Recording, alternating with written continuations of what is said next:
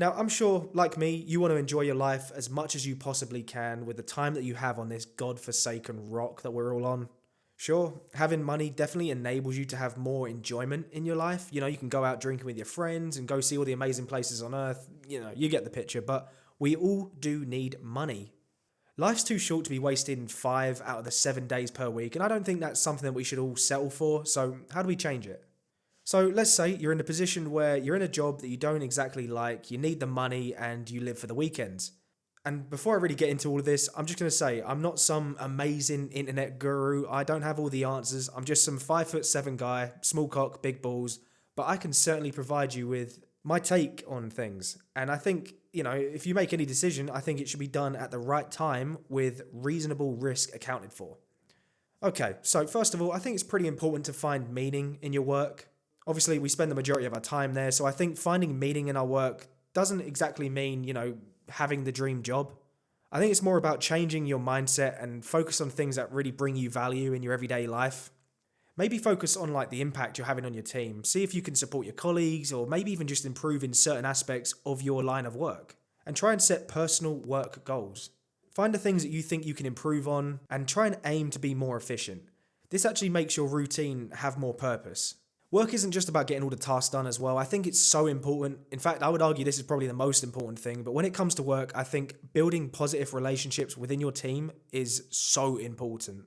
Of course, you're going to get people on your team that you just don't like for whatever reason. And that's in life. You're always going to come across someone you just don't like. But if you can have one or two people or more genuine connections with people, that really helps you out. They can support you, you can support them, and it just makes the overall environment at work just feel a bit more enjoyable, and it makes the time go quicker for work anyway. And as I said, I think this is arguably the most important point.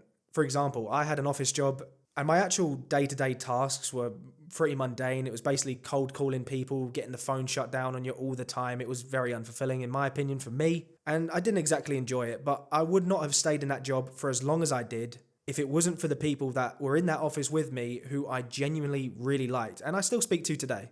This is just my experience, of course. I've had so many jobs where I just didn't get along with people and jobs that just weren't for me. But who knows, I may have actually been there a lot longer if I had genuine better connections with the people on that team.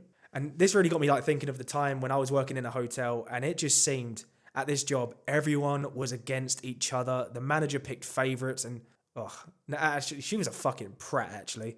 She wanted me to work 13 days in a row at one time, which I said no.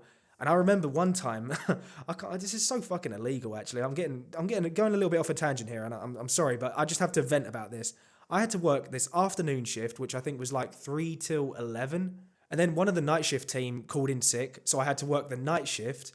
And keep in mind, this whole time I was working the AM shift the day after. So I literally worked from afternoon, midnight, and then the AM shift, which is just so fucking illegal. But I actually did it because I thought, oh, you know what? I've got nothing else going on and I could just make a lot of money here. And I knew I was leaving anyway. I just didn't like the job anyway. But I thought I'd have a lot of money. And she had the nerve to try and say that she wasn't going to pay me for the night shift, which was just this. It was incredibly insulting, first of all, because, it wasn't my fault. I didn't call in sick. But this woman was just such a nasty lady. And I was actually really lucky because the other guy I was working on the night shift with, he actually let me sleep on the floor for a couple hours, and that was the reason. She had CCTV in there and she actually saw me sleeping, so that was her argument, which I was still there. I wasn't just sleeping there because it was comfortable, you fucking bitch. Ugh. Anyway, that was just a tangent, I'm sorry. I felt good to just get that off my chest. But yeah, it's very important to have good relationships at work. Moving on, it's very important for you to make the time for things that you love during the week. During my actual Monday to Friday, I like to make YouTube videos. I actually enjoy the whole process of that, and I do get some satisfaction from uploading videos, and that brings me joy. And it's not a massive one, but I actually like to walk my dog every day after work, and I've also got some Gundam that I actually brought back from Japan, and I've been slowly building them, but I only exclusively build them during the Monday to Friday time period after work, because that's just something that, I can look forward to after work. Just something like that, those little bits every day, and that makes me happy. But I want to say, not each thing you do during the work week doesn't have to be some massive, I'm going to go paragliding after work. Mate, well, that'd be cool anyway. But, you know what I mean? It doesn't have to be this just massive thing.